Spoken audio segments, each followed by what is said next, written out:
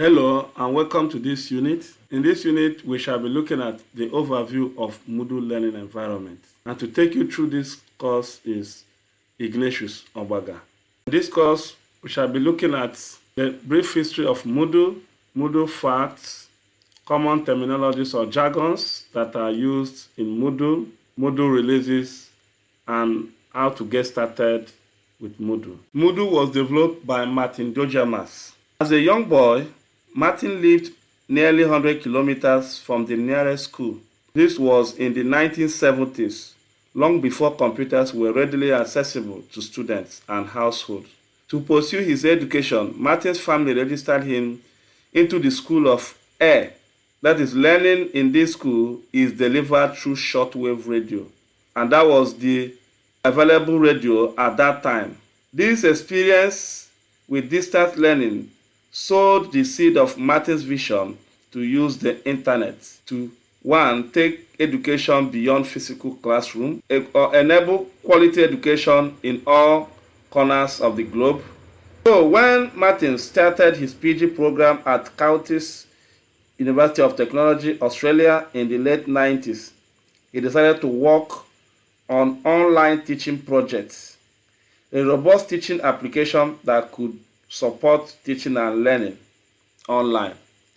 And this now gave rise to what we are going to be using today for our online learning management.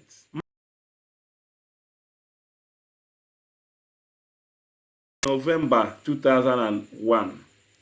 And the first version of Moodle was released on Tuesday, August 20th in the year 2002 at 12:04 p.m. Now, Moodle stands for Object-Oriented Dynamic Learning Environment, because the learning environment enables the users to be able to customize and update the content the way and the manner they want. The first Moodle Moot was in 2004 in Oxford University. To read more, you can go to this website posted here, then you get to know more. Facts. Moodle is free and open source learning management system. It's free because you don't need to pay anything for you to download it.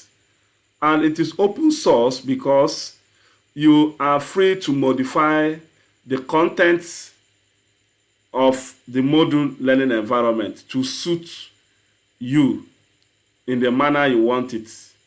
But if you now want to modify it in accordance to your client's need, then you have to take permission from the organization, else you will be sued for theft. We have 165,723 registered sites and over 359 million users with over 44 million courses that are running through the Moodle. And Moodle has over 50% of the market in Europe, Latin America, and Oceania. As at January 2022, there are over 1,936 plugins. Plugins are programs that you can readily add to extend the functionality of Moodle. For instance, you can decide to attach a Grammarly check plugin to help you correct mistakes and check the grammatical errors in your content or in your learning material. Moodle is used in 242 countries, and Moodle is a user-friendly platform. You don't need to be a computer guru or expert for you to be able to work easily in Moodle. It emphasizes that learners, not just teachers, can contribute to the educational experience. And that is the intention of the inventor, Martin Dojamas. To know more, you can visit the website that I placed under here for you to get more information, as the information in this site is continually get updated every day. Yes, let's look at some common terminologies or jargons that you must get used to while making use of Moodle learning environments. The first one is the course. Course is a basic learning area in Moodle where the teacher displays the learning materials for students to see. Category is a group of things that has a different meaning in Moodle. It could be a group of courses, group of assignments, or group of quizzes. Resources are items the teacher can use to support learning. It could be a file, link, video, and so on. And we have 6 standard resources that a teacher can add to a course to make it accessible and easy to use. Blocks. Blocks are items that add into left or right to your courses just to segment them for easy identification. Activities are things that students will do to interact with the teacher and the fellow students. Yes, you can create a kind of forum where students can interact with themselves, or they can interact with the teacher to improve learning. Plugins are optional extra functionality components that you can add to your Moodle course environment just to make it more elaborate. For instance, we have a plagiarism checker, Flash, MP3 player, and so rest of them. These are the things that will make your learning environment more, interactive and more robust, because Moodle is not all encompassing, so it requires external support to make it more encompassing. Filter helps you to get the exact resources you are looking for during search operation. Yes, because the Moodle learning environment contains a lot of components, so it is necessary that you get exact thing you are looking for by it providing you with your exact question. So it does not make sense when you are searching for a particular thing and other things that are not relevant to what you have searched for is appearing. So filter helps to get out those unnecessary things that are not relevant to what you are searching. Section is similar to blocks. Use it to segment your learning environment. And role.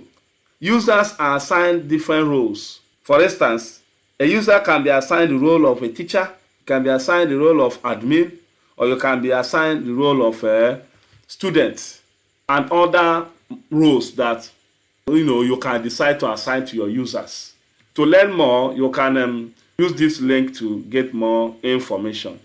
Moodle releases. We have 2 types of Moodle release: the major release and the minor release. Now, the major release comes every 6 months, and usually second Monday of May and November. And the minor release comes out every 2 months, usually second Monday of July, September, November, January, March, and May. Now, if you look at the versions of major and minor, you see that the major release is just a new version because there is always an update. Of course, if you want to make your software to remain valid, you must be working around it every day, because other experts are also on their own, and there's competition in the market. And in the tech world, updates is never a completed process. It's always a continuing process. Then the minor release is just a kind of patch up. It's a patch up. Maybe you have released, but there are areas that need to be updated. You just upgrade it. It's still the same version, but you are upgrading, you are patching up certain places that maybe due to want of time or due to oversight you could not take care of those things. So during the minor release, they will be able to patch up those areas and make the version to be more updated. There are many places you can get Moodle. The first place is Moodle on the Mount Orange School site. It's just a demo site where you can register and begin to practice the Moodle. and how to get used to it. But it is a live demo class anyway. It's online, so it's not offline, and you cannot download it. So it's running on a server, but you have to register with it and use it freely. Then we equally have the institutional Moodle site. Yes, like your school, you can go to the school technical team and they will give you access to Moodle. That is their own licensed version. Then you can begin to practice and get used to it. Then you can equally create a live Moodle site using Quick Installer on a web host. Yes, a web host can give you access to create a Moodle live site where you can actually begin to implement some of this, Moodle learning management system. Begin to give assignments to your students and allow them to have access to other things. It's a kind of your page. Then can equally create a live Moodle site from a scratch or a web host. Yes, can decide to build your own Moodle site. Then you have access to do that. Then finally, you can create your own local installation of Moodle via sandbox or test site. Yes, you can download the Moodle application, can download it into your local system and install it and begin to run it. Then if you are lacking space, that is memory space, then you can download it to your sandbox. These are online cloud based storage platform where you can get it and it runs, kind of virtualize it in your system and you begin to use it. So these are choices of areas or how you can get Moodle into your system. Moodle is hosted on a server, and a server is a computer hardware or software that provides functionality for other programs or devices called clients.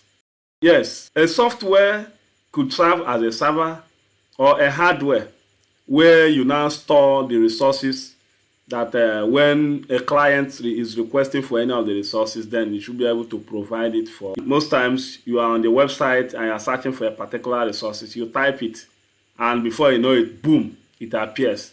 Yes, that resources was located from a server that contains it. It's not just the resources that you've gotten is not under your system. It's located somewhere else. So a server can be in your local computer or in the cloud with a hosting provider. So somebody or a system must be in charge of holding that resources and making it available via the World Wide Web, such that when anybody requests for it, then you should make it available. And you or the computer that is making that request is known as the client computer or the client. So you have to get the two different terminologies very well. A server is one that provides or renders services, and a client is the one that is requesting for service or resources. And a client computer could be your PC, could be your mobile phone, you understand? While a server computer could be your system as well. It could be another person's system or your friend's system, but it must have a higher processing speed so that it can handle requests from various clients. Web applications. Now, you have to know that web applications are built with multiple layers. For instance, we have the client layer, the web server layer, the application server layer, and database server layer. Like this diagram will help you to understand what we are talking about. For instance, when you're talking about the client layer, we're looking at the web browsers because we use the browsers to make requests from the internet. So the browsers includes the Internet Explorer or the Edge, depending on the version of the computer you're using. We have the Google Chrome, the Mozilla Firefox, the Safari, and so many other web browsers. And when we're talking about the web server layer, then we're looking at the Hypertext Transfer Protocol, the HTTP, or the HTTPS, which is the secured version of it. And when we're talking about the web server, we're looking at the Apache or IIS. IIS stands for Internet Information Server. Then the application server layer, yes, The application server layer includes the PHP, that is the hypertext preprocessor, the ASP.NET, the Java EE, and so rest of them. While the database server layer includes the Oracle, the structured query language server, and MySQL server. So these things help you to store and retrieve data from the database.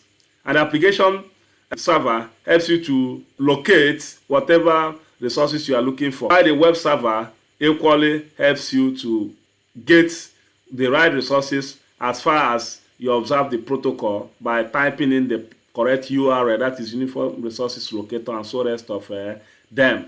As far as those protocols are observed, then it should be able to give you access to whatever resources you are looking for. So these are known as the web application layer.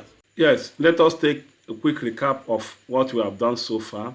We looked at the history of Moodle, Moodle facts, and we equally showed you the site where you can go to learn more. Then we considered common terminologies or jargons that are associated with Moodle. Then we discussed the Moodle releases and the types. And finally, or how you can get started with Moodle and the basic requirements for doing that.